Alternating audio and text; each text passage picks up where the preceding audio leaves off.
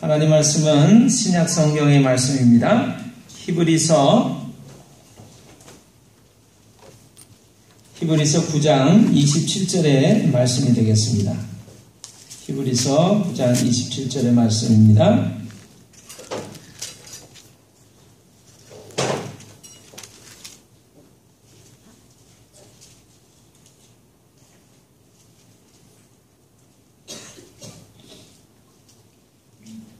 신약 성경 361쪽 361면을 참조하시면 되겠습니다. 다 찾으셨죠? 우리 하나님 말씀 한 목소리로 함께 읽겠습니다. 한번 죽는 것은 사람에게 정해진 것이요 그 후에는 심판이 있으리니. 다시 한번 읽습니다. 한번 죽는 것은 사람에게 정해진 것이요 그 후에는 심판이 있으리니. 아멘. 여러분, 오늘 인쇄물을 좀 나눠드렸습니다. 다 가지고 계신지 모르겠네요. 다 받으셨나요? 안 받으신 분은 손을 들어서 표해 주시기 바랍니다. 한 분에 하나씩 좀 받으셨으면 좋겠어요. 사진이 하나 있습니다. 사진이 하나 이렇게 인쇄를 해놨는데요. 이 사진은 병원 응급실의 사진이 되겠습니다. 심장 수술을 하고 있는데요. 심장 수술을 하던 도중에 이 여인이 숨을 거두었어요. 근데 이 사진을 수십 장을 이제 찍었는데 이유는 이런 수술을 하는 과정들을 사진으로 남겨서 이제 교육 자료로 쓰기 위한 것이었습니다. 그런데 이 사진을 현상을 하는 과정 속에서 이 사진사가 이상한 것을 발견했습니다. 그래서 무언가 잘못됐는가 해서 확인하다가 아무런 문제가 없는 것을 확인하고 그것이 결국에는 이 사진의 어떤 찍히게 된 과정 속에서 이 여인의 심장 수술이 진행되는 과정 속에서 심장이 멈췄을 때, 즉 숨을 거두었을 때 찍혀진 사진이라고 하는 것을 확인하게 됐어요. 그런 이야기입니다. 여러분 그냥 좀 읽어보겠습니다. 이 사진은 1990년대 초 독일 신문에 보도된 사진입니다. 당시 신문 기사를 보면 다음과 같습니다. 독일 프랑크푸르트 홀리 심장병원에서 캐린 피셔라고 하는 여인의 심장 수술 장면을 병원 교육 자료로 쓰려고 72장의 사진을 촬영한 병원 교육부 소속 사진사 피터 발렌틴은 사진을 인화해 보다가 한 사진에 이상한 형상이 찍힌 것을 발견을 했습니다. 혹시 누군가 장난을 친 것이 아닌가 확인하기 위해서 현상소에 가서 문의하고 확인한 결과 이 괴현상은 필름 원판에도 있었고 사진 전문가의 분석 결과 조작된 흔적이 전혀 없는 원판으로 판명이 됐습니다. 그 후 피터는 문제의 사진이 캐린의 심장이 멈춘 때 촬영된 사진이라는 것을 발견하고 자신도 모르게 그녀의 영혼이 죽은 육신에서 분리되는 모습을 촬영했다는 것을 알고 크게 놀랐습니다. 피터에 따르면 당시 수술실에는 그를 포함해서 10여 명의 의료진이 있었지만 아무도 육안으로 캐린의 영혼이 육신과 분리되는 현상을 보지를 못했습니다. 이에 대해서 프랑크푸르트의 마틴 뮬러 박사는 인간에게 영혼이 실제로 있고 육신은 성장했다가 약해지며 죽지만 영혼은 영원히 죽지 않는다면서 이 사진이 현재까지 촬영된 사진들 중 가장 중요한 사진일 수 있다고 말을 했습니다. 심장 판막증 수술염 환자 캐린 피셔는 사망 순간에 영혼과 육체가 분리되면서 그 여인의 영혼이 카메라에 촬영된 것으로 여겨집니다. 사람은 죽음 이후 사람의 육체는 흙으로 돌아갑니다. 그러나 사람의 영혼은 죽지 않고 영원한 세상, 천국 또는 지옥으로 옮겨갑니다. 사람의 영혼은 불멸한다라고 하는 것이죠. 이 글은 실화입니다. 미국 의학 박사 모리스 롤링스라고 하는 사람입니다. 많은 사람이 죽으면 그것으로 끝이라고 생각합니다. 그러나 죽음은 존재의 끝이 아닙니다. 이 사실은 현대 의학으로도 증명이 됩니다. 모리스 롤링스는 한때 아이젠하워 미국 제34대 대통령의 개인 담당 의사였고 현재 테네시주 다이아그나스틱 병원의 내과, 특히 심장혈관 질환의 전문의자, 응급소생술의 국제적인 권위자입니다. 모리스 롤링스는 평생을 의사로 일해왔고 거의 매일 죽음을 목격했습니다. 그러나 죽음에 대해 진지하게 생각하지는 않았습니다. 그는 죽음 이후의 경험에 대해서도 믿지 않았습니다. 그것들은 모두 꿈이거나 환상이라고 생각하였습니다. 그러던 1977년 어느 날이었습니다.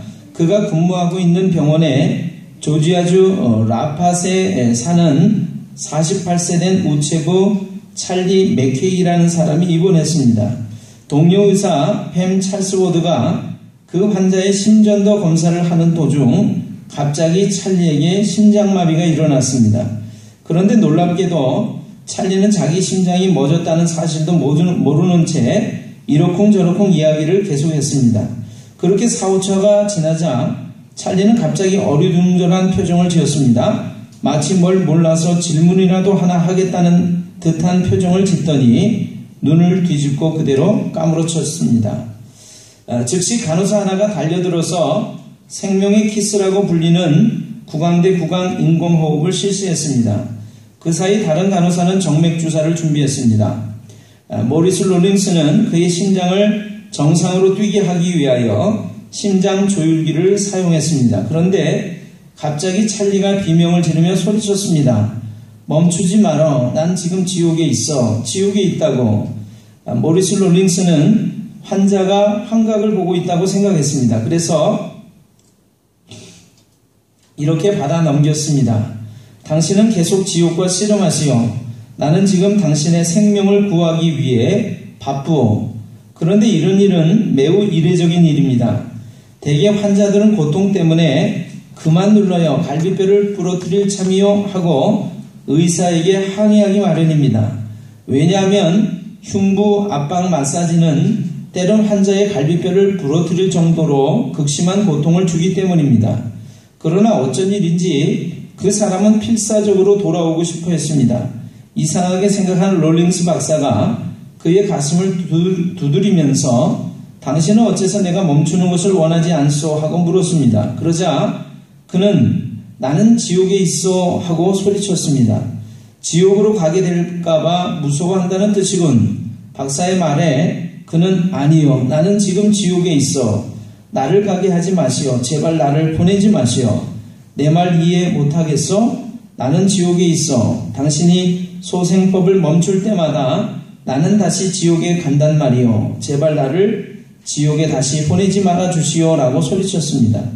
모리스 롤링스는 지금까지 죽음에 다가가는 많은 환자들의 항변을 무시해왔습니다. 그러나 이 환자는 매우 심각했습니다. 무엇보다도 그는 그 환자의 얼굴을 보고 깜짝 놀랐습니다. 왜냐하면 지난 25년 동안 사람의 얼굴에서 그토록 무서워하는 모습을 본 적이 없기 때문입니다. 그의 얼굴은 공포에 질려 있었고 평생 그토록 무서워하는 얼굴의 모습을 본 적이 없을 정도로 그렇게 두려워하는 기색이 역력했습니다. 그는 서둘러 환자를 살리려는 노력을 계속했습니다. 그때 갑자기 환자가 내가 어떻게 하면 지옥에서 나갈 수 있어 하고 공포에 질려 소리를 질렀습니다. 그는 기도를 해보는 것이 어떻겠느냐고 말해 주었습니다. 그랬더니 이번에는 자신을 위해 기도해달라고 요구했습니다.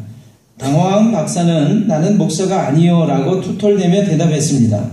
그러다가 간호사들의 따가운 눈총에 밀려 그는 마지못해 기도문을 선창했습니다. 따라서 해요. 하나님의 아들 예수여, 저를 지옥에서 구해 주십시오. 만약 제가 다시 산다면 당신을 위해서 살겠습니다. 그 환자는 이 기도를 필사적으로 따라했습니다. 그러자 기적이 일어났습니다. 그는 진정되었고 곧 정상이 되었습니다. 그리고 다음날 그 환자의 방에 갔을 때 그 환자는 성경을 구입해서 읽고 있었습니다. 이것은 실화이며 모리스 롤링스에게 큰 충격을 주었습니다. 그래서 그는 죽음에 관하여 의사로서가 아니라 한 인간으로서 깊은 관심을 갖게 되었습니다. 그리고 이것이 계기가 되어 죽음에 대한 본격적인 연구를 시작하게 되었습니다.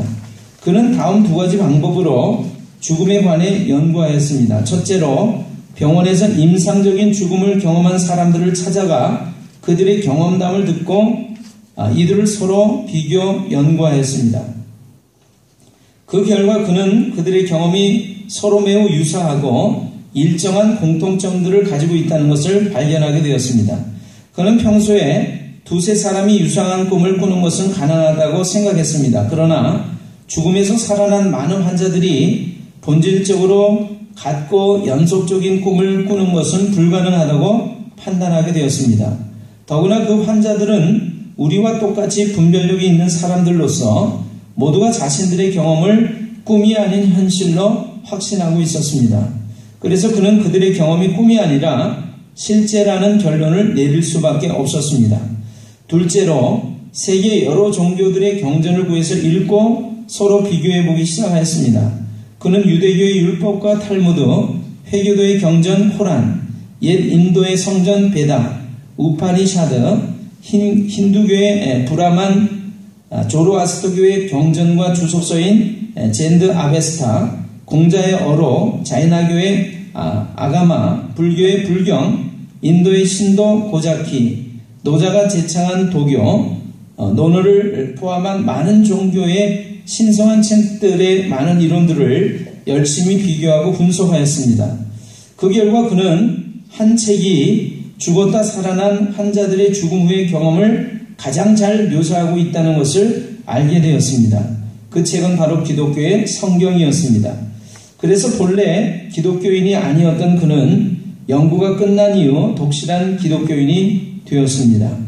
이로보건대 성경에 나오는 천국과 지옥에 대한 이야기는 결코 비실제적인 것이 아닙니다. 그것은 사실을 묘사하는 것입니다. 트라이언 에드워드라고 하는 사람은 이렇게 말했습니다. 지옥은 너무 늦게 본 진실이다.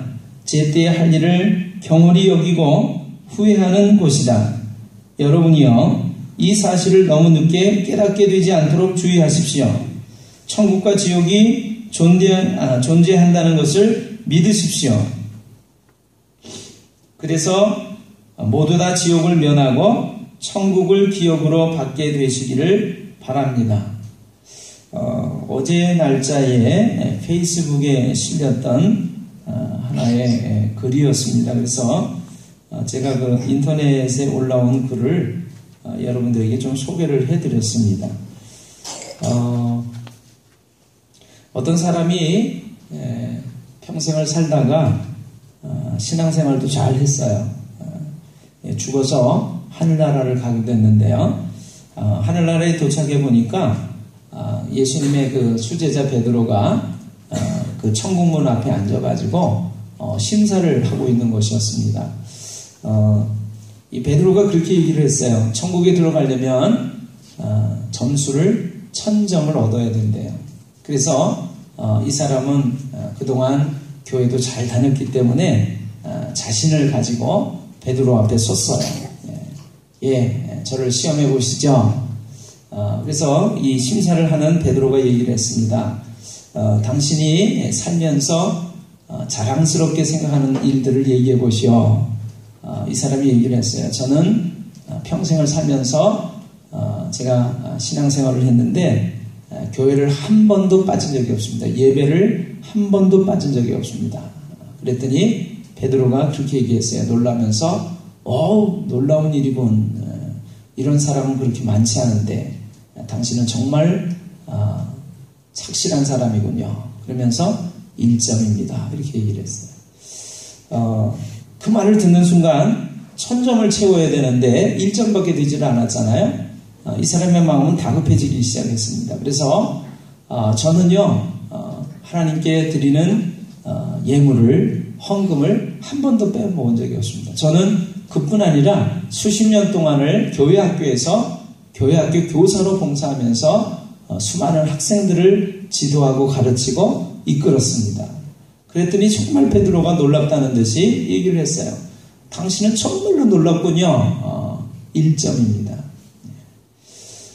그래서 계속해서 이 사람은 자신이 살아온 삶들을 얘기하기 시작했어요. 그래서 점수를 얻은 것이 1점, 1점. 그래도 1000점은 턱없이 부족했습니다.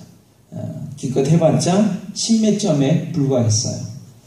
그래서 이 사람은 절망한 끝에 그렇게 외쳤습니다. 이를 어쩌면 좋단 말인가. 오 하나님의 아들 예수 그리스도시여 저를 도와주시옵소서. 그 순간 베드로가 얘기를 했습니다. 당신은 지금 막 1000점을 얻었습니다. 이제 천국에 들어갈 수 있습니다. 여러분 우리가 아무리 많은 수고와 봉사와 또 헌신을 한다고 할지라도 우리의 공로를 통해서 우리의 노력을 통해서는 하늘나라를 들어갈 수가 없습니다. 그래서 하나님께서는 하나님의 아들 예수 그리스도를 통해서 우리의 모든 죄를 용서하여 주시고 우리를 대신해서 그분이 십자가에서 피 흘려 죽게 하심을 통해서 그분을 믿기만 하면 믿는 그 믿음 하나로 하늘나라를 들어갈 수 있는 길을 준비해 주셨어요. 그것이 성경이 말하고 있는 구원의 길입니다. 구원의 방법입니다. 많은 사람들이 하나님의 말씀에 적혀 있는 또 우리에게 알려지고 있는 그 놀라운 구원의 방법을 의지하지 않고 자신의 방법과 자신의 수고와 노력을 통해서 하늘나라를 가보려고 애를 쓰고 있어요. 오늘 여기에 모여 계신 분들은 한 번도 그런 분들이 없게 되시기를 바랍니다. 예수님의 십자가를 의지하는 믿음의 사람들이 되시기를 주님의 이름으로 부탁을 드립니다. 여러분 하나님의 말씀 가운데 우리 예수님께서 많은 사람들에게 하신 말씀 가운데 천국과 지옥에 대한 이야기가 있습니다. 예수님은 하나님의 아들이시죠. 그분은 한 번도 거짓말을 하신 적이 없는 온전한 의인이십니다. 그래서 그분의 말씀은 거짓이 없는데 그분이 뭐라고 말씀하시냐면 천국이 있다고 말씀하시고 지옥이 있다고 말씀하세요. 그 지옥은요 구더기도 죽지 않고 소금 치듯 불에다가 소금을 던져 넣으면 어떻게 되죠? 탁탁탁 하고 튑니다. 그래서 불에서 소금 튀듯 하는 고통을 받는 곳이라고 말씀하고 계세요. 아무도 우리 가운데 그 지옥의 고통 속에서 고통당하는 그런 사람들이 없게 되시기를 주님의 이름으로 부탁을 드립니다. 자, 그래서 예수님이 하신 말씀이기 때문에 지옥이 반드시 있는 것이죠. 천국이 반드시 있는 것이죠.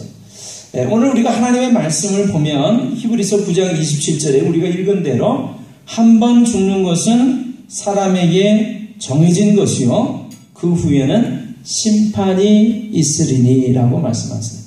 여러분 한 번 죽는 것은 사람들에게 모든 사람들에게 하나님이 정해놓으신 길이라고 하는 것입니다.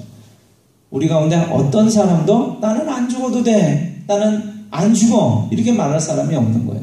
모든 사람이 다 죽을 수밖에 없습니다. 그런데 죽으면 그뿐이지 뭐, 죽으면 끝나는 거지 뭐 이렇게 생각하면 얼마나 좋겠어요.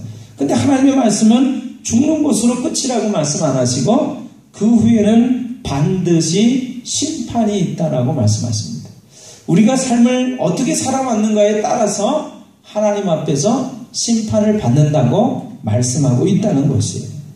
여러분, 우리가 심판을 받을 때 우리가 살아온 삶이 너무나 의롭고 거룩하고 바른 것이어서 하나님 저는 하늘나라의 천국에 분명히 들어갈 자격이 있는 사람입니다 라고 말할 사람이 아무도 없어요. 왜냐하면 하나님의 말씀에 또 이렇게 돼 있기 때문에 그렇습니다. 모든 사람이 다 죄를 범하였음에 하나님의 영광에 이르지 못하였다 이렇게 되어 있습니다. 여러분과 제가 하나님 앞에서 다 죄인이기 때문에 하나님의 영광에 하나님 나라의 그 거룩한 천국에 들어갈 수 없는 자들이라고 하는 거예요. 여러분 그래서 우리는 구원을 받아야만 합니다. 하나님 저는 죄인입니다. 저를 용서해 주십시오. 저를 구원해 주십시오. 지옥의 심판으로부터 저를 구원해 주십시오. 이렇게 하나님 앞에 요청하고 애청하고 간절히 구해야 하는 것이죠. 제가 지난 주간에 한 주간을 살아오면서 이런 것들을 접하게 됐어요. 여러분 얼마나 한 주간 살아오느라고 힘드셨습니까? 온갖 소식들이 많이 있지 않습니까? 지난주 중에 우리 한국은행 금리가 1.5%대로 내려갔다고 해요. 전국에서 가장 아파트 시세가 많이 오른 지역이 3군데가 있는데 그 중에 한 군데가 바로 우리가 살고 있는 청주 땅, 특별히 이 율량 2지구라고 합니다. 요즘 우리나라에 40년 만에 닥친 최악의 가뭄 때문에 사람들이 많이 어려움을 겪고 있습니다. 그래서 요즘 양파나 배추나 채소값이 장난이 아니랍니다. 여러분이 알고 계시는 메르스라고 하는 그 질병에 대한 소식이 있습니다. 메르스에 대한 이야기가 막 되다 보니까 어떤 사람들이 그렇게 얘기를 하는 거예요. 왜 이리 호들갑스럽게 그래? 고작 몇 명, 몇십 명 정도 죽은 거 가지고. 그러면서 이렇게 얘기를 하는 거예요. 그냥 쉽디 쉬운 중동 감기 때문에 그렇게 두려워한단 말이야? 질병에 걸려서 면역이 약화된 환자나 노인들에게나 위험한 것이지 건강한 사람들은 감기처럼 잠깐 앓다가 나을 수 있는 쉬운 병인데 이렇게 말을 한단 말이죠. 여러분, 저도 정부의 그 발표를 들으면서 그래, 난 건강한데 손 씻고 마스크하고 다니고 사람들 많이 모이는 곳에 잘 안 가면 되지 나는 면역력도 강하니까 이길 수 있을 거야. 그런 생각을 해봤어요. 근데 여러분, 메르스로 죽은 환자들 가운데 정부가 발표한 대로 면역력이 약해져 있는 노인이나 질병에 걸린 그런 사람들이 아닌 기저질환이라고 합니다. 그런 질병에 걸려서 그래서 메르스에 걸리면 아주 전염되고 질병이 악화될 수밖에 없는 그런 사람들만 걸려서 죽은 것이 아니에요. 건강한 사람들이 있습니다. 그래서 그냥 낙타 때문에 걸리는 가벼운 감기 정도가 아니라 중동의 감기가 아니라 이 메르스라고 하는 거에 대해서 많은 학자들이 얘기를 한 거를 다시 한번 찾아보게 됐어요. 여러분, 우리 감기는요 그냥 목이 따끔거리고 기침이 나고 그러는 것이죠. 그러다가 나올 수 있는 병이 감기입니다. 그러나 메르스는요 지금 목이 따끔거리고 기침하는 정도가 아니라 폐가 완전히 망가져서 죽는 병이에요.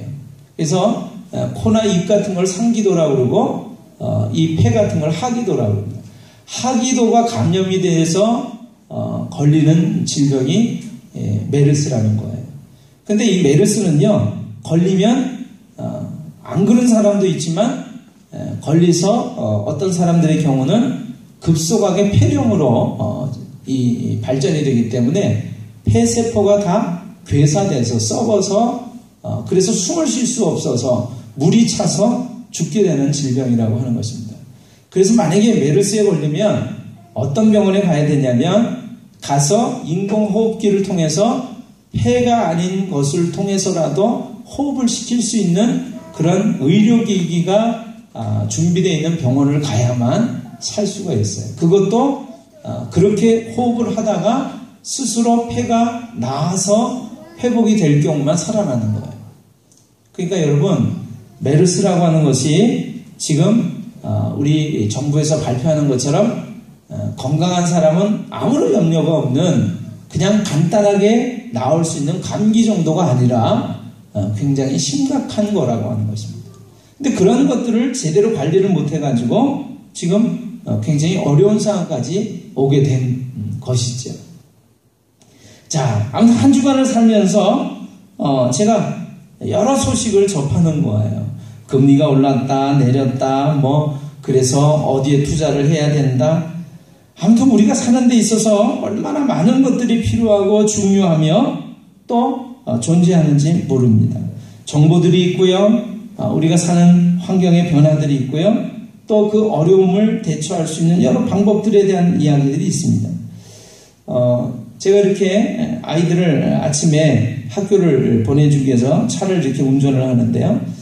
제 아이를 이렇게 보내다 보면 초등학교 아이들, 중고등학교 아이들이 우르르 쏟아져서 학교로 들어가는 걸 보게 됩니다. 아이들 학교를 가고 보내야 하는 것이죠. 우리가 또 먹어야지요. 입어야지요. 사람도 만나고 또 해결해야 될 여러 문제들을 접하게 됩니다. 그 모든 것들이 얼마나 많은지 은행도 가야 되고 관공서도 가야 되고 또 자모회, 동창회, 각종 모임, 행사 너무나 많이 가야 되고 해결해야만 합니다. 그런데 제가 그런 생각을 하게 됐어요. 어제도 제가 이렇게 페이스북을 좀 보다가 지금 여러분들이 본 이 글을 접하게 됐어요. 그래, 내가 이렇게 하루하루를 사는데 바빠가지고 한 주간을 사는데 바빠가지고 우리가 죽을 수도 있다. 죽음 후에는 또 다른 세상이 있다라고 하는 것을 생각도 못 해보고 살아가는구나. 그런 생각을 하게 됐어요. 제가 오늘 함께 나눌 하나님의 말씀의 오늘 설교 제목은 그런 것입니다. 이 세상이 전부가 아닙니다. 우리 이 세상 살아가려고 얼마나 몸부림치면서 바등바등 되는지 몰라요. 이런저런 정보를 접하고 문제들을 해결하려고 애를 쓰는지 몰라요. 그런데 여러분, 그렇게 살다가 우리가 한 번은 반드시 죽는다는 것, 그리고 죽음 후에는 하나님의 말씀대로 심판이 기다리고 있다는 것을 우리가 생각지 못하고 살아간다는 말입니다. 언제 우리는 죽을까요? 우리가 언제 죽을런지, 내가 언제 죽을런지 아는 사람은 아무도 없어요. 그러니까 사실 죽음을 우리가 준비하는 것은 언제 준비해야 되냐면 바로 지금 오늘 이 순간 준비를 해야 된다라고 하는 것입니다. 내가 오늘 어떻게 될는지 알 수 없어요. 그런데 내가 오늘 어떻게 됐을 때 이 세상이 전부가 아니라 이 세상은 잠깐 거쳐가는 짧은 한순간일 뿐이고 영원히 살 수밖에 없는 이후의 세상이 있는데 그 세상에서 우리가 하나님의 심판을 통해서 어떤 이들은 천국으로 가고 어떤 이들은 지옥으로 갈 수밖에 없다라고 하는 것에서 오늘 나는 어떻게 될 것인가? 여러분, 오늘 제가 보여드렸던 사진, 글들을 통해서 한번 생각해 보실 수 있게 되기를 바랍니다. 사람이 눈에 보이는 세상이 전부가 아닌 거구나. 죽으면 끝나고 그뿐인 것이 아니라 그 위에 세상이 있는 것이고 하나님이 우리의 살아온 삶에 따라서 심판을 하시는 거구나. 한 번 죽는 것은 정해진 것이요. 내가 한 번은 반드시 죽겠구나. 여러분, 오늘 그 사실을 여러분이 직면하시게 되기를 바랍니다. 어떻게 될까요? 하나님, 저를 구원해 주십시오. 이 세상을 살면서도 하나님의 돌보심과 은혜 가운데 하나님의 베푸시는 축복 가운데 제가 살기를 원하고 어느 날 제게 죽음이 닥쳐왔을 때 또 그 죽음 이후의 삶의 모습에 대해서도 하나님의 놀라운 약속을 통해서 제가 구원받기를 원합니다. 복된 삶을 살기를 원합니다. 오늘 그렇게 고백하시는 여러분과 제가 되어주시기를 주님의 이름으로 부탁을 드립니다. 그렇다면 여러분, 오늘 제 마지막 이야기를 좀 드리고 싶어요. 지금 준비를 하시길 바랍니다. 이후에는 시간이 없습니다. 지금 하나님 만나기를 예비하시기를 바랍니다. 지금 모습으로 하나님을 뵙는다면 여러분 과연 천국 가실 수 있나요? 중세시대에 있었던 이야기라고 그래요. 콜레라가 한참 유행을 했는데 중세시대의 이 콜레라는요, 죽음의 질병이었습니다. 걸리면 나올 수 없는 아주 중한 전염병이었습니다. 지금 우리가 살고 있는 시대도 마찬가지입니다. 아직도 콜레라는 일종 전염병이에요. 한 농부가 마차를 몰고서 자기가 살고 있는 성을 향해서 가고 있는데 갑자기 한 부인이 나타났대요. 그래서 농부에게 이렇게 청을 했답니다. 저를 좀 태워서 성까지 같이 갈 수 있겠습니까? 그러니까 이 부인이 여인이 부탁을 하니까 농부가 승낙을 했죠. 쾌히 승낙을 했습니다. 근데 한참을 함께 가다가 보니까 좀 이상한 느낌이 들어가지고 이런 얘기를 했어요. 농부가 당신 도대체 누구세요? 그랬더니 부인이 이렇게 말을 하는 거예요. 저는 콜레라예요. 이렇게 얘기를 했어요. 농부가 계속해서 물었습니다. 그럼 왜 내 마차에 탄 겁니까? 그랬더니 나는 당신이 살고 있는 성에 있는 사람들을 죽이기 위해서 이 마차에 올라탔습니다. 그러니까 농부가 뭐라고 그러겠어요? 그럼 더 이상 당신을 내가 태워줄 수 없어. 당장 내리시오. 그랬더니 지금 날 태워주지 않으면 당신부터 죽일 거예요. 이렇게 얘기를 하는 거예요. 농부가 협상을 하기 시작했어요. 그럼 나하고 한 가지 약속을 합시다. 당신이 성에 들어가서 사람을 죽여도 딱 5명만 죽이겠다고 약속을 하시오. 그러면 내가 당신을 데리고 성에 들어가겠어. 콜레라가 좋다고 얘기를 했어요. 자, 다시 출발을 했는데 드디어 성 앞에 도착을 했어요. 그랬더니 놀랍게도 이미 1000여 명이나 되는 사람들이 죽어 있는 것이었습니다. 농부가 화가 나가지고 외쳤어요. 부인, 약속이 들리지 않소. 5명만 죽이기로 했는데 이렇게 엄청나게 많은 사람들이 죽어 있지 않소. 이렇게 소리를 쳤어요. 그랬더니 콜레라가 얘기를 했대요. 나는 아직 한 사람도 죽이질 않았습니다. 저 사람들은 내가 온다는 소식을 듣고 지레 겁을 먹고 죽은 사람들입니다. 여러분, 베르스라는 얘기를 들을 때 또 40년 만에 극심한 최악의 가뭄이다. 금리가 내려가고 우리가 사는 그 살림살이가 점점 어려워지고 힘들어지고 그래서 굉장히 어렵다. 이런 얘기를 들을 때 우리는 걱정합니다. 염려합니다. 오늘 하나님의 말씀을 통해서 여러분 소망과 위로와 또 놀라운 구원을 받으시는 여러분과 제가 되시기를 주님의 이름으로 축원합니다. 사람의 힘으로 해결할 수 없는 것들 우리가 염려하면서 걱정하면서 지레법을 먹고 쓰러질 필요가 없어요. 내가 한번 죽는데 오늘부터 죽음에 대해서 염려하면서 걱정하면서 두려워하지 마시길 바랍니다. 왜냐하면 놀라운 구원의 방법이 있기 때문에 그래요. 하나님께서는 그러한 우리를 위해서 그분의 아들을 이미 2000년 전에 이 땅에 보내주셨어요.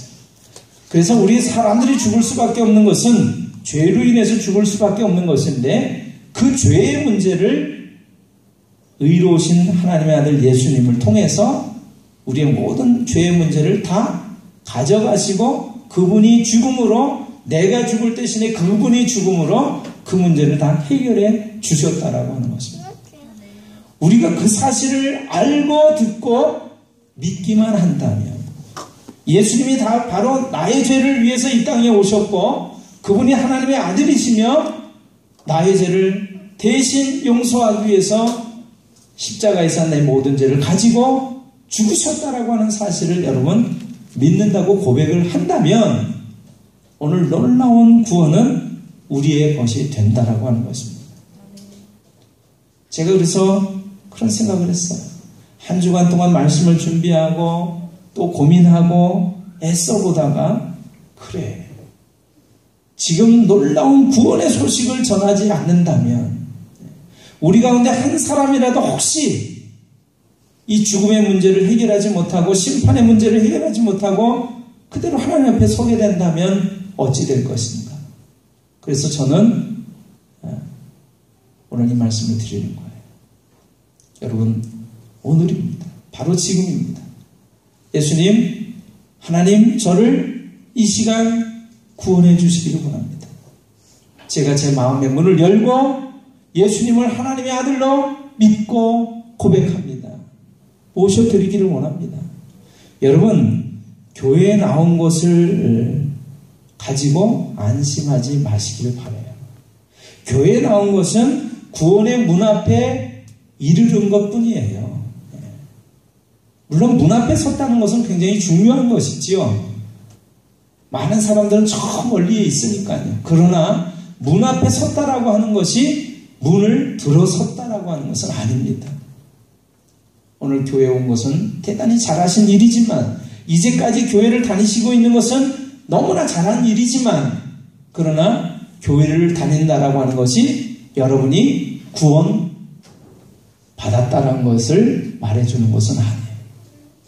오늘 이 시간 예수님이 하나님의 아들이시고 내가 그분을 믿기만 하면 심판받지 않고 멸망에서 심판에서 옮겨서 하나님의 자녀로 하나님의 그 귀한 나라 천국으로 옮겨진다는 사실을 여러분 지금 이 시간 믿으시기를 바라요.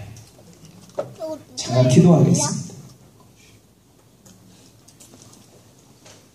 멀지 않은 시간에, 얼마 되지 않았던 멀지 않은 시간에 제가 이러한 초청을 여러분들에게 한 적이 있었습니다.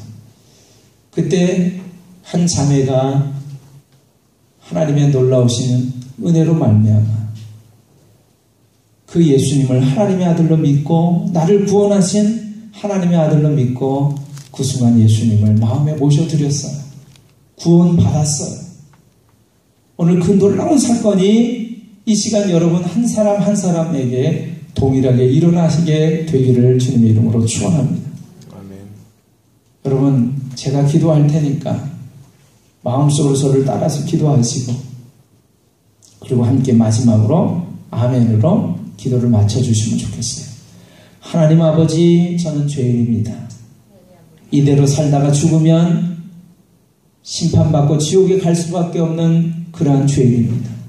이러한 나를 사랑해 주셔서 하나님께서 당신의 하나밖에 없는 아들 독생자 예수 그리스도를 이 땅에 보내주시고 죄 없는 그분에게 나의 죄를 다 전가시킴으로 말미암아 나를 대신해서 십자가에 죽게 하심으로 말미암아 나의 모든 죄를 용서해 주신 것을 감사를 드립니다.